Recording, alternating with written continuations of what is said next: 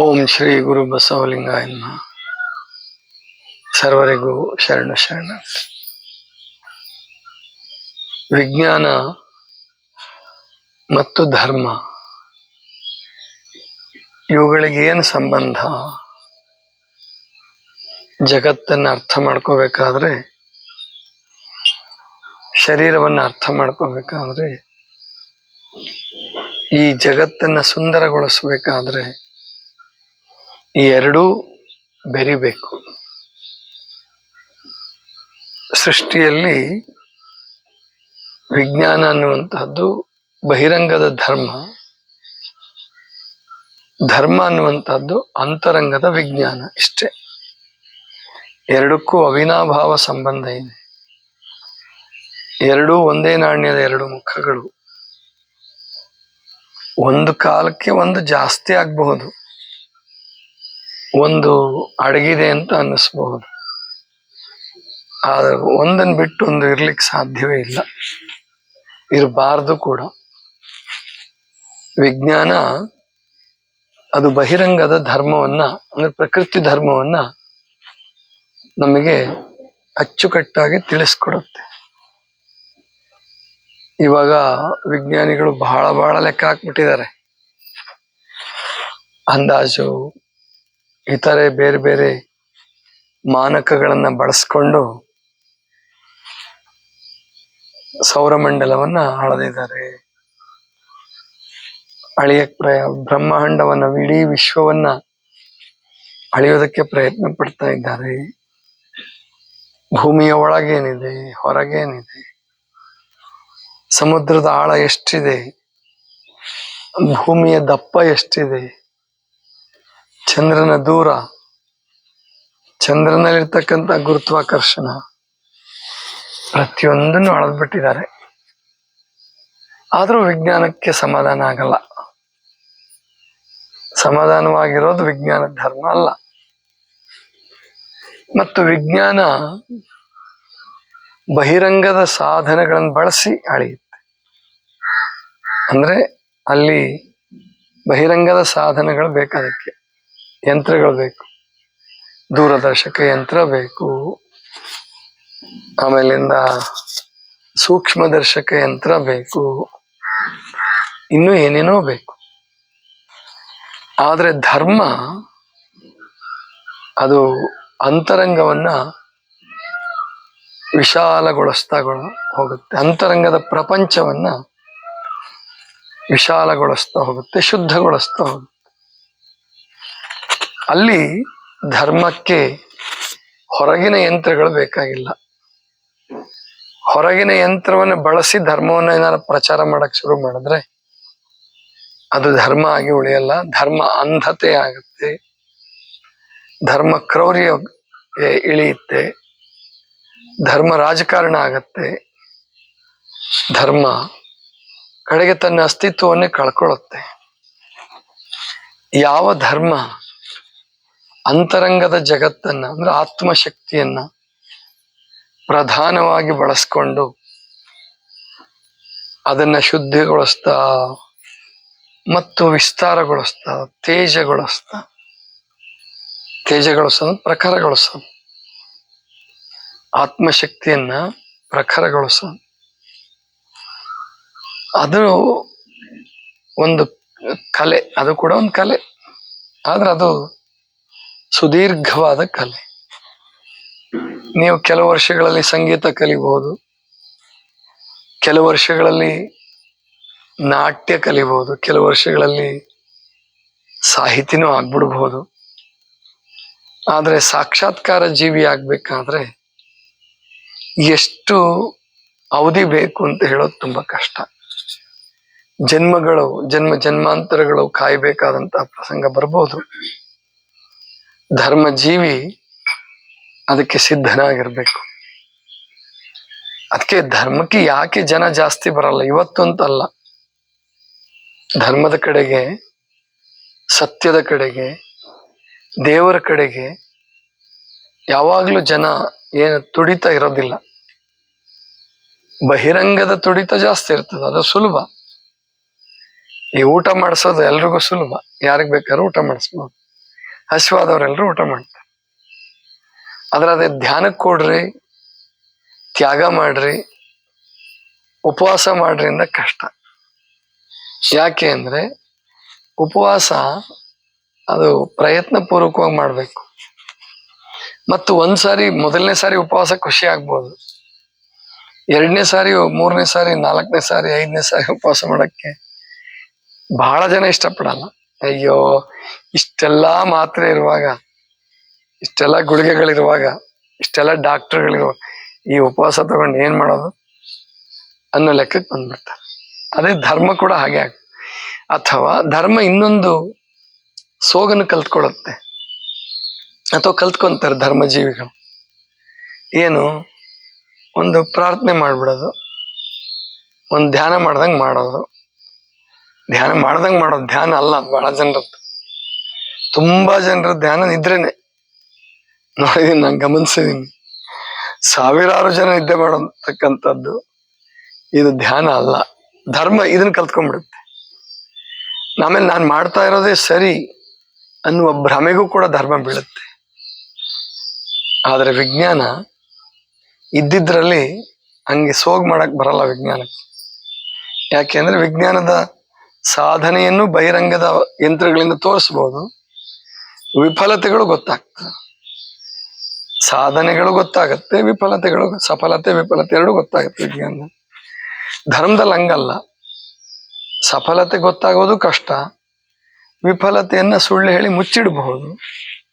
ಆದ್ರಿಂದ ಧರ್ಮ ಕಠಿಣವಾದ ಮಾರ್ಗ ಮತ್ತು ಅವಿರಳವಾದ ಮಾರ್ಗ, ಅತ್ಯಂತ ವಿರಳ. ಅವಿರಳ ಅಂದ್ರೆ ಜಾಸ್ತಿ ಅಂತಲ್ಲ. ಚನ್ನಬಸವಣ್ಣವ್ರನ್ನ ಅವಿರಳ ಜ್ಞಾನಿ ಅಂತ ಕರೆದ್ರು. ವಿರಳ ಅಂದ್ರೆ ಕಡಿಮೆ, ಅವಿರಳ ಅಂದ್ರೆ ಇನ್ನೂ ಕಡಿಮೆ ಅಂತ ತಗೋಬೇಕಲ್ಲ ಅರ್ಥ. ಅತ್ಯಂತ ಕಡಿಮೆ. ಹಾಗಂತೇಳಿ ಧರ್ಮವನ್ನು ಬಿಡಂಗಿಲ್ಲ, ಪ್ರಯತ್ನ ಮಾಡ್ತಾನೆ ಇರ್ಬೇಕು. ಸರಿ, ನಾವು ತಪ್ಪು, ಧರ್ಮದ ಕಡೆಗೆ ಜನ ಬೇಕೇ ಬೇಕು, ಜನ ಬರ್ಬೇಕು. ಸ್ವಲ್ಪವಾದರೂ ಧರ್ಮವನ್ನ ಅಳವಡಿಸ್ಕೋಬೇಕು. ಅದಕ್ಕೆ ಭಗವದ್ಗೀತೆಯಲ್ಲಿ ಅನೇಕ ಮಾತುಗಳು ಬರೋದ್ರ ಜೊತೆಗೆ ಒಂದು ಮಾತು ಹೇಳ್ತಾರಲ್ಲಿ, ಏನು ಅಂದ್ರೆ, ನೀನು ಎಷ್ಟು ಸಾಧ್ಯವೋ ಅಷ್ಟಾದ್ರೂ ನೀನು ಮಾಡು ಕೆಲಸ, ಅಂದ್ರೆ ಭಕ್ತಿ ಮಾಡು. ಅದರಿಂದ ನೀನು ಮಹಾನ್ ಭಯದಿಂದ, ಸಾವಿನ ಭಯದಿಂದ ಸ್ವಲ್ಪನಾದ್ರೂ ನೀನು ಬಿಡುಗಡೆ ಆಗೇ ಆಗ್ತೀಯ. ನೀನು ಮಾಡಿದ ಪ್ರಯೋಜನ ಆಗೇ ಆಗತ್ತೆ. ಸ್ವಲ್ಪನೇ ಧ್ಯಾನ ಇರಲಿ, ಸ್ವಲ್ಪನೇ, ಅದೊಂದು ಶ್ಲೋಕ ಬಹಳ ಚೆನ್ನಾಗಿ ಬರುತ್ತೆ, ಸ್ವಲ್ಪ ಮಪಸ್ಯ, ಮರ್ತು ಬಿಟ್ಟೆ, ನಾನನ್ನ ಜ್ಞಾಪಿಸ್ಕೊಂಡಿರ್ಲಿಲ್ಲ. ಇವತ್ತು ಅದು ಹೇಳ್ತೀನಿ ಅಂತ ಅನ್ಕೊಂಡಿರ್ಲಿಲ್ಲ.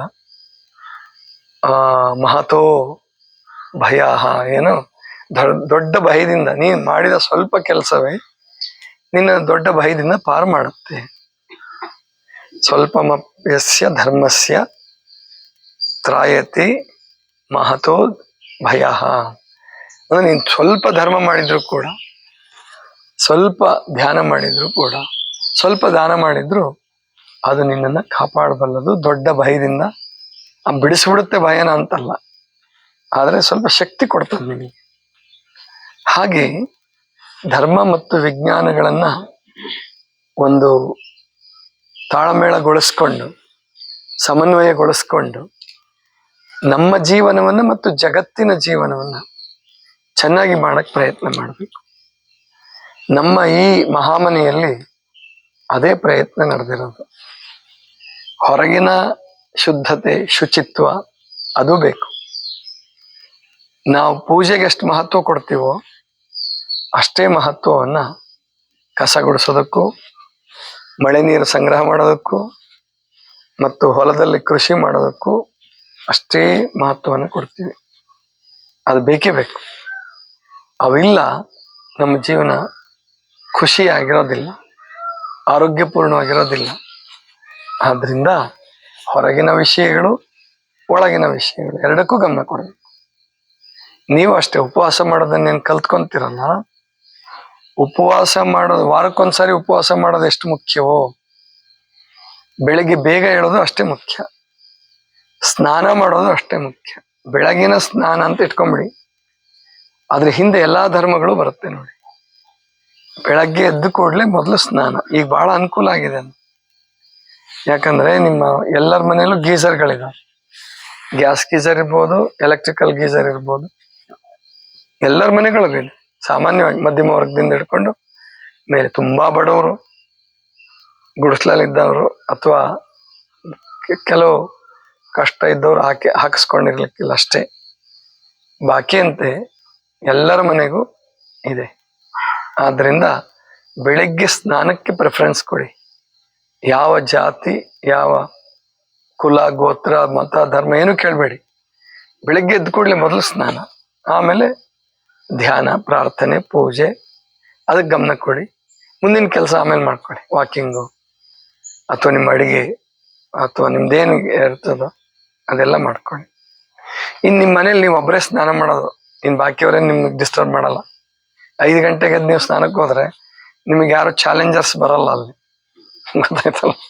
ನಾನು ಮೊದಲು ಮಾಡ್ತೀನಿ ಅಂತ ಹೇಳಿ ಯಾರು ಬರಲ್ಲ, ಅವರೆಲ್ಲ ಮಲಗಿರ್ತಾರೆ ಆರಾಮಾಗಿ. ಅದಕ್ಕೆ ಅಲ್ಲಿಂದ ಶುರು ಮಾಡ್ಕೊಳ್ಳಿ. ಅದನ್ನೆಲ್ಲವೂ ಬೆನ್ನ ಹತ್ತುತ್ತಾರೆ. ಧ್ಯಾನ ಮಾಡೋರು ಕೂಡ ಅಷ್ಟೇ. ಈಗ ಬ್ರಹ್ಮಕುಮಾರಿ ಸಂಪ್ರದಾಯದಲ್ಲಿ ಧ್ಯಾನ ಮಾಡ್ತೀವಿ ಅಂತ ಏನ್ ಬಂದಿದ್ದೀರಲ್ಲ ಕೆಲವರು, ಅವರು ಅಷ್ಟೇ. ಅಲ್ಲಿ ಸ್ನಾನಕ್ಕೆ ಅನುಕೂಲ ಇಲ್ಲಿದ್ರೆ ಬೇಡ ಅಂತ ಹೇಳ್ತಾರೆ. ಆದ್ರೆ ಧ್ಯಾನಕ್ಕೆ ಸ್ನಾನ ಒಳ್ಳೇದು. ತುಂಬಾ ಕಠಿಣ ಇದ್ರೆ, ತುಂಬಾ ಬೇಗ ಎದ್ರೆ ಮಾಡಿ ಅಂತ ನಾನು ಹೇಳಲ್ಲ. ಈ 3 ಗಂಟೆಗೆ ಎದ್ದೇಳ್ತೀರಾ, 3:15 ಎಚ್ಚರ ಆಗ್ಬಿಟ್ಟಿದೆ ಅಥವಾ 2 ಗಂಟೆಗೆ ಎಚ್ಚರ ಆಗ್ಬಿಟ್ಟಿದೆ, ನಿದ್ದೆ ಬರ್ತಾ ಇಲ್ಲ, ಅವಾಗ ಸ್ನಾನ ಮಾಡ್ಲೇಬೇಕು ಅಂತ ನಾನೇನು ಹೇಳಲ್ಲ. ಅವಾಗ ಧ್ಯಾನ ಮಾಡ್ಬಿಡಿ. ಹಾಸಿಗೆ ಮೇಲೆ ಕೂತ್ಕೊಳ್ಳಿ, ಪ್ರಾಣಾಯಾಮ ಮಾಡಿ, ಅಥವಾ ನಿಮ್ಗೇನು ಅನುಕೂಲತೆ ಇದೆಯೋ ಅದನ್ನ ಮಾಡಿ ಧ್ಯಾನ ಮಾಡಕ್ ಶುರು ಮಾಡಿ. ಆಮೇಲೆ ಮತ್ತೆ ನಿದ್ದೆ ಬಂದ್ರೆ ಮಲ್ಕೊಳ್ಳಿ 1 ತಾಸು 2 ತಾಸು. 2 ಗಂಟೆಗೆ ಎದ್ದಾಗ, 4 ಗಂಟೆಗೆ 5 ಗಂಟೆಗೆ ಎದ್ದಾಗ ಮತ್ತೆ ಮಲ್ಕೋಬಾರ್ದು. ಹೀಗೆ ಒಟ್ಟು ಧರ್ಮದ ಕಡೆಗೆ ಅದು ಕಠಿಣವಾಗಿದ್ರೂ ಕೂಡ ನಮ್ಮ ಮನಸ್ಸು ಆ ಕಡೆಗಿರ್ಬೇಕು. ಅದು ಚಕೋರ ಪಕ್ಷಿ ಚಂದ್ರನಿಗಾಗಿ ಬಯಸುತ್ತಂತೆ, ಚಂದ್ರನ ಬೆಳದಿಂಗಳಿಗಾಗಿ ಬಯಸುತ್ತಂತೆ. ಅದನ್ನ ಬಸವಣ್ಣವರು ಹೇಳ್ತಾರೆ, ಕಬೀರರು ಹೇಳ್ತಾರೆ, ಇಬ್ರು ಹೇಳ್ತಾರೆ. ಚಕೋರಂಗೆ ಚಂದ್ರಮನ ಬೆಳಗಿನ ಚಿಂತೆ. ಆ ಪ್ರೇಮ ಭಾವ ಹಿಂಗಿರ್ಬೇಕಂತೆ, ಕತ್ತು ಮುರಿದು ಬಿದ್ರು ಕತ್ತು ಚಂದ್ರನ ಕಡೆಗೆ ಬೀಳುತ್ತಂತೆ. ಅಂದ್ರೆ ಆ ಕಡೆಗೆ ಅಷ್ಟು ಬಯಕೆ. ಅದಕ್ಕೆ ಚಂದ್ರನ ಹತ್ರ ಹೋಗಕ್ಕೂ ಆಗಲ್ಲ. ಯಾವಾಗ್ಲೂ ಚಂದ್ರನ ಬೆಳದಿಂಗಳು ಯಾವಾಗ್ಲೂ ಸಿಗಲ್ಲ. 3-4 ದಿವಸ ಚೆನ್ನಾಗಿ ಸಿಗ್ಬೋದು, ಆದ್ರೆ ಅದೇ ಬೇಕು ಚಕೋರ ಪಕ್ಷಿಗೆ. ಹಾಗೆ ನಾವು ಧರ್ಮದ ಕಡೆಗೆ, ನಾವೇನು ದೇವ್ರು ಆಗ್ಬಿಡ್ತೀವಿ ಅಂತನೂ ಅಲ್ಲ, ಧರ್ಮವನ್ನು ಪಾಲಿಸೇ ಬಿಟ್ಬಿಡ್ತೀವಿ ಇವತ್ತು ಏನ್ ಸಾಕ್ಷಾತ್ಕಾರ ಆಗೇ ಬಿಡುತ್ತೆ ಅಂತನೂ ಅಲ್ಲ. ಆದ್ರೆ ತಾಯಿಯ ಹಾಲಿಗಾಗಿ ಅಳುವ ಮಗುವಿನಂತೆ, ತಾಯಿಯ ಹಾಲನ್ನು ಬಯಸುವ ಮಗುವಿನಂತೆ ಪರಮಾತ್ಮನ ಕೃಪೆಗಾಗಿ ಸತತವಾಗಿ ನಮ್ಮ ಪ್ರಯತ್ನ ಇರಲಿ. ಅದು ಕೆಲವು ಸಾರಿ ತಪ್ಪು ಮಾರ್ಗದಲ್ಲೂ ಕೂಡ ಹೋಗ್ಬಿಡ್ಬೋದು. ಧ್ಯಾನ ಮಾಡ್ತಿದೀವಿ, ಅದೇ ನಿದ್ದೆ ಆಗ್ಬಿಡ್ಬೋದು, ಮತ್ತೊಂದೇನೋ ಏನೋ ಅನ್ಕೊಂಡಿರ್ತೀವಿ, ಅದು ತಪ್ಪು ಮಾರ್ಗ ಇರ್ಬೋದು, ಪೂಜಾ ಪದ್ಧತಿನಲ್ಲಿ ತಪ್ಪ ಇರ್ಬೋದು, ಏನಾದ್ರೂ ಇರ್ಬೋದು. ಅದ್ಯಾವುದ್ರ ಬಗ್ಗೆನೂ ವಿಚಾರ ಮಾಡಬೇಡಿ. ನಮಗೆ ಬೇಕಾಗಿರೋದು ಪರಮಾತ್ಮನ ಕರುಣೆ ಮತ್ತು ನಮ್ಮ ಅಂತರಂಗದ ವಿಕಾಸ, ಹೃದಯದಲ್ಲಿ ಪ್ರೇಮ ಭಾವದ ಪ್ರಯತ್ನ. ಅದಕ್ಕೆ ಪ್ರತಿಯೊಂದು ಕೆಲಸಗಳ ಕಡೆ ಗಮನ. ಆಮೇಲೆ ಧ್ಯಾನ ಮಾಡೋದ್ರ ಜೊತೆಗೆ, ಸ್ನಾನ ಮಾಡೋದ್ರ ಜೊತೆಗೆ ನಿಮ್ಮ ಕೆಲಸದಲ್ಲಿ ದಕ್ಷತೆ. ಏನೇ ಕೆಲಸ ಮಾಡ್ರಿ, ಕಸ ಹೊಡೆಯೋದ್ರಿಂದ ಹಿಡ್ಕೊಂಡು ಬಾಗ್ಲು ಹಾಕಕ್ಕೂ ಬರಲ್ಲ ಇಲ್ಲಿ ಕೆಲವ್ರಿಗೆ. ಯಾಕೆ ಅಷ್ಟು ಜೋರಾಗಿ ಹಾಕ್ತಿದ್ರಿ ಬೆಳಗ್ಗೆ? ಯಾರು ರೂಮಲ್ಲಿ ನೀವು ಹಾಕೋ ಬಾಗಿಲು ಇನ್ನೊಬ್ರಿಗೆ ತೊಂದರೆ ಕೊಡುತ್ತೆ ಅನ್ನೋದು ನಿಮ್ಗೆ ಅರ್ಥ ಆಗದೆ ಹೋದ್ರೆ ನೀವೇನ್ ಮಾಡ್ತೀರಿ? ಯಾವಾಗ ಧ್ಯಾನ ಮಾಡೋದು? ಯಾವಾಗ ದೇವ್ರ ಕೃಪೆ? ಇನ್ನೊಬ್ರಿಗೆ ಬುದ್ಧಿ ಹೇಳೋದು ಸುಲಭ, ಬಾಗ್ಲು ಹಾಕ್ಬೇಕಾದ್ರೆ ತೆಗಿಬೇಕಾದ್ರೂ ಕೂಡ ಅತಿ ಜೋರಾಗಿ ಹಾಕ್ಬಾರ್ದು. ಬಕೆಟ್ ಇಡುವಾಗ, ಬಾಗ್ಲು ಹಾಕುವಾಗ ಇನ್ನೊಬ್ರಿಗೆ ತೊಂದರೆ ಆಗುತ್ತೆ ಅನ್ನೋದನ್ನ ಅರ್ಥ ಮಾಡ್ಕೋಬೇಕು. ಆ ಸೆನ್ಸಿಟಿವ್ನೆಸ್, ಆ ಸಂವೇದನಾಶೀಲತೆ ಇರಬೇಕು. ದಡ್ ಅಂತ ಬಾಗ್ಲು ಮುಚ್ಚಿದ್ರೆ 4:15 ಗಂಟೆಗೆ, 4 ಗಂಟೆಗೆ, ಆಮೇಲೆ ರಾತ್ರಿ 10 ಗಂಟೆಗೂ ಕೇಳಿಸ್ಕೊಂತ ಇದ್ದೆ. ಅದನ್ನ ಮಾಡಬಾರ್ದು. ನಿಮ್ಮ ಮನೆಗಳಲ್ಲಾಗ್ಲಿ, ಮಹಾಮನೆಯಲ್ಲಾಗ್ಲಿ ಮಹಾಮನೆಯವರೇ ಆಗಲಿ ಯಾರೇ ಇದ್ರೂ ಕೂಡ ಬಾಗಿಲು ಹಾಕುವಾಗ ತೆಗೆಯುವಾಗಲೂ ಇನ್ನೊಬ್ಬರಿಗೆ ತೊಂದರೆ ಆಗ್ಲಾರ್ದಂಗೆ ಪ್ರಯತ್ನ ಮಾಡಬೇಕು. ಅದು ಸಾಧ್ಯತೆ ಇದೆ. ಅದನ್ನ ಪ್ರಯತ್ನ ಮಾಡಿ ಪ್ರತಿಯೊಂದು ಆಕ್ಷನ್ಸ್, ಪ್ರತಿಯೊಂದು ಕ್ರಿಯೆ ನಮ್ದು ಸರಳ ಹಾಕುವಂತ, ಸುಂದರ ಹಾಕುವಂತ ಹೋಗಬೇಕು. ಅದೇ ಧರ್ಮ, ಅದೇ ವಿಜ್ಞಾನ. ಇದಿಷ್ಟು ಇವತ್ತಿನ ಚಿಂತನ. ಸರ್ವರಿಗೂ ಶರಣ ಶರಣ.